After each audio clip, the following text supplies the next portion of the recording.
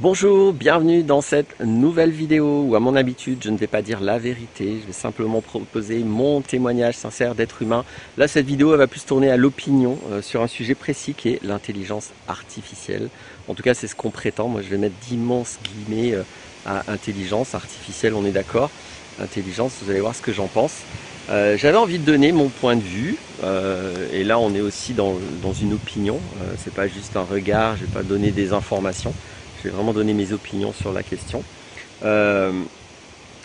Comment dire? Alors, peut-être je vais commencer par la base, qui me semble importante. Euh, une soi-disant intelligence artificielle, donc c'est juste un logiciel, hein, c'est de l'informatique. Euh, c'est une informatique qui ne sera jamais connectée à autre chose qu'à Internet. J'insiste, il y a évidemment des petits malins qui vont tout de suite me dire oui, mais il y a des robots maintenant avec des caméras. Je vais venir après. Je vais argumenter sur cet argument, mais j'insiste. L'intelligence informatique ne sera jamais connectée que à Internet, alors que l'être humain est connecté au réel. C'est ce qui fait qu'on parle de deux choses qui ne sont pas comparables. C'est juste pas comparable, c'est pas la même chose. Pour moi, c'est comme comparer un arbre et un léopard. C'est pas du tout le même système. Il n'y a rien qui est pareil. Je peux le formuler autrement. L'humain a un cerveau analogique. L'informatique ou la soi-disant intelligence artificielle est digitale, sera toujours digitale, ne sera jamais, jamais analogique. Rien ne pourra être fait pour rendre analogique l'informatique. L'informatique, c'est digital. Digital, ça veut dire quoi? Ça veut dire qu'il y a un intermédiaire. On accède, nous, directement au réel. L'informatique va avoir besoin de coder tout. Au fond, c'est que des 0 et des 1, hein. Mais en tout cas, tout va être un symbole qui représente le réel. Et si le cerveau humain est capable de gérer de l'analogique, le cerveau, entre guillemets, informatique n'est capable de gérer que des digits, que du digital, que du symbolique, que de l'indirect. Donc c'est très important. Ça revient au même que ce que je disais tout à l'heure, hein. Nous on accède au réel, l'informatique accède à Internet. Mais je voulais déjà poser ça comme ça, parce que ça fait une énorme différence. Alors je reviens sur l'argument que j'ai dit. Alors oui, on peut envisager que peut-être on va mettre de l'intelligence artificielle dans des robots qui auront donc des capteurs pour simuler les capteurs humains, la vision, le nez, etc. Là encore, il faut vraiment ne rien comprendre à la psychologie, à la biologie, pour pas faire la différence entre une caméra branchée sur un ordinateur et la vision humaine. Puisque la vision humaine, l'important, c'est pas les yeux. Un humain ne voit pas avec ses yeux. Un humain voit avec son cerveau, qui, je le redis, est analogique. La grosse différence qu'il y aura absolument toujours entre un humain et une pseudo-intelligence artificielle, c'est que l'humain interprète tout seul, de manière totalement autonome, ces données sensorielles, qu'elles soient visuelles, gustatives, olfactives, kinesthésiques ou auditives.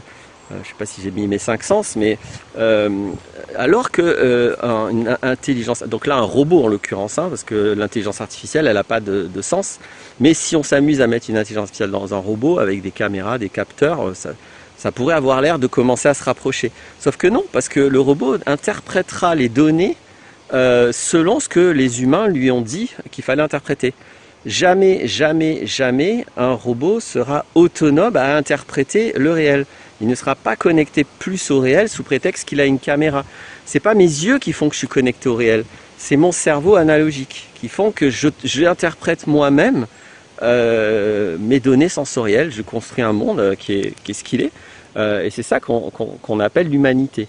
C'est ça normalement qu'on appelle l'intelligence si on a des interprétations du réel peut-être plus fines, plus abouties, plus je ne sais quoi, parce qu'il y a plein de formes d'intelligence différentes.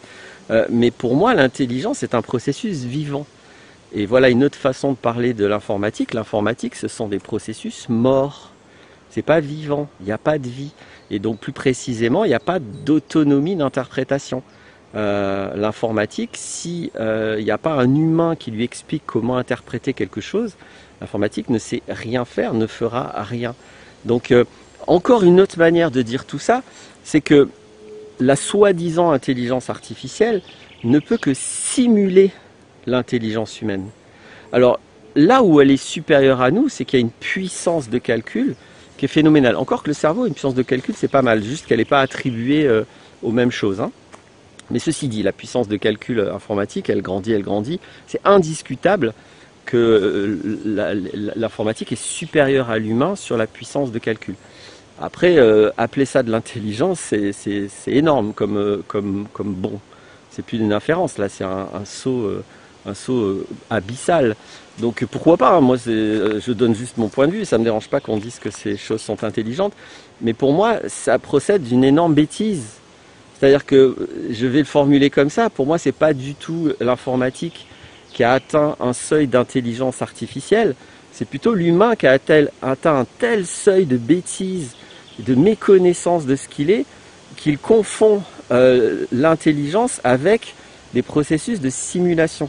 Alors c'est un peu, je pourrais dire, à notre époque, hein, des fois on fait plus trop la différence entre le naturel et l'artificiel.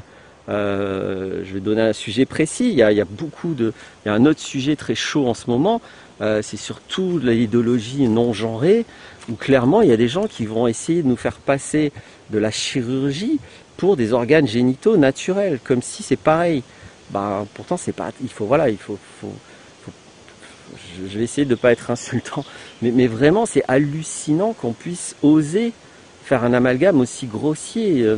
N'importe qui avec un minimum de conscience, donc un minimum d'intelligence, est tout à fait capable de lister les énormes différences qu'il y a entre, en gros, un organe génital naturel et quelque chose qui simule par chirurgie l'organe génital naturel. Donc c'est de la simulation, c'est pas du naturel.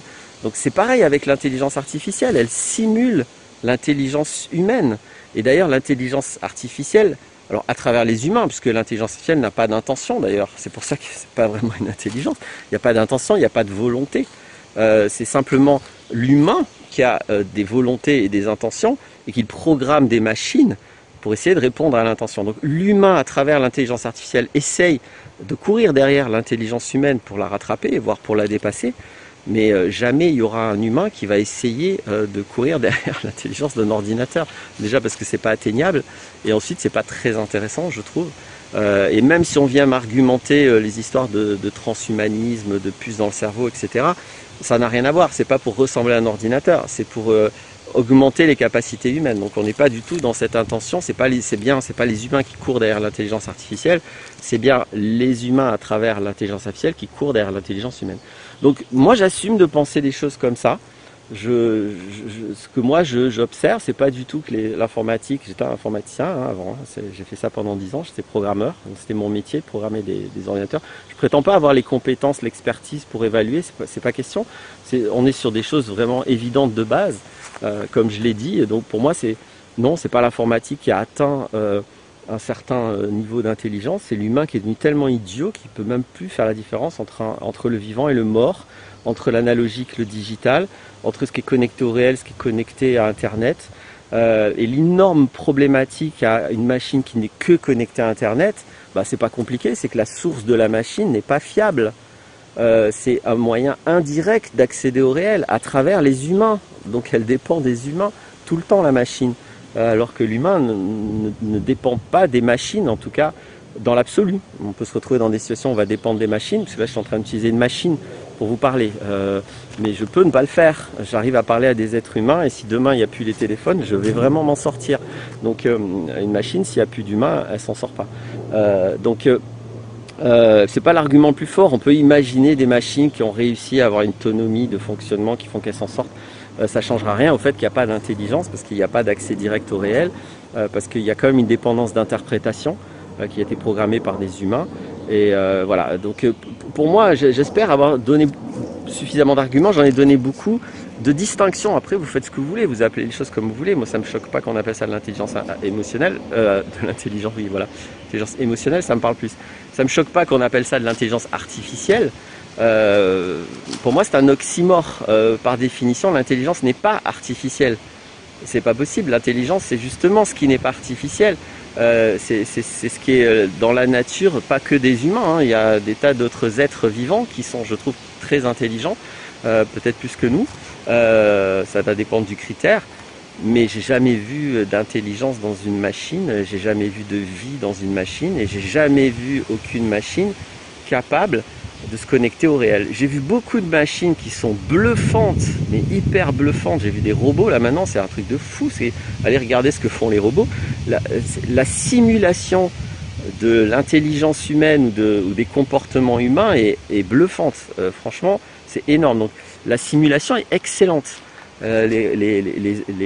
L'informatique et la robotique arrivent très très bien à simuler les humains. Et encore, on fait quand même bien la différence. Mais ils arrivent quand même, faut reconnaître que c'est très très bien simulé. Il faut juste pas oublier que c'est de la simulation. Derrière, il y a un humain qui a programmé le truc pour que ce soit comme ça, sinon c'est pas comme ça. Donc c'est l'intelligence humaine qui essaye de s'auto-simuler. Faut jamais oublier ça, faut jamais oublier, moi c'était mon métier, le programmeur derrière la machine que vous voyez, faut jamais oublier ça. A priori, sauf si je suis dans Matrix, il n'y a pas un ordinateur qui m'a programmé. En tout cas pas un ordinateur créé par les humains. Voilà ce que je peux dire. C'est pas un sujet très important. Mais ça pourrait le devenir selon jusqu'où on va dans ce genre de délire. Hein. Juste éventuellement pratiquer ou regarder, ne me croyez pas. Y a quand je dis que la machine elle dit en gros ce que les humains veulent lui dire, avec par exemple ChatGPT, il y a des petits malins qui sont allés questionner, c'est évident. On voit bien que ChatGPT est quand même très occidental, pro-OTAN, avec toute l'idéologie de la mafia de Davos derrière, va se contredire très très facilement, mais assumer, j'ai déjà vu des sujets où ChatGPT assume des vérités qui sont clairement de la propagande, et puis quand on pose la question de manière plus indirecte, finit par dire des choses qui prouvent qu'elle a menti juste avant, comme les programmeurs de ChatGPT. Donc les programmeurs de ChatGPT sont des menteurs, lui mettent de la propagande dans la mémoire.